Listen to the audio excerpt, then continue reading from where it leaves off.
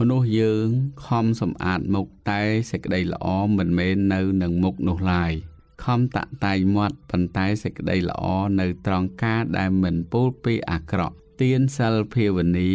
មេត្តាចិត្តអប់រំឲ្យជាបាតនៃបរិញ្ញាកំណត់ដឹងទុកឃើញព្រះនិព្វានច្បាស់នេះទើបជាធម្មសម្បត្តិដ៏ប្រសើរក្រៃលែងរឿងខ្លះគិតច្រើនទៅក៏តែប៉ុណ្ណឹងភ័យព្រួយខ្វាយខ្វល់ទៅក៏ប៉ុណ្ណឹងដែរដែលថាប៉ុណ្ណឹងគឺកិលេសនៅតែប្រកាន់ឲ្យកាត់ទុកដដែលបើអញ្ចឹងទេចោលរឿងនឹងទៅបើចោលមិនបានទេក៏ឈប់គិតសិនទៅត្រូវមកស្ដាប់ព្រះធម៌សិក្សាការពិតវិញចង់មិនចង់ដោះស្រាយរឿងបានយ៉ាងស្រួលព្រោះចិត្តស្ងប់ស្រួលល្អអ្វីក៏អត់មានមកជាបញ្ហាដែរសុទ្ធតែជារបស់នៅក្នុងโลกនេះត្រូវតែនឹងយ៉ាងនឹងឯងក្នុង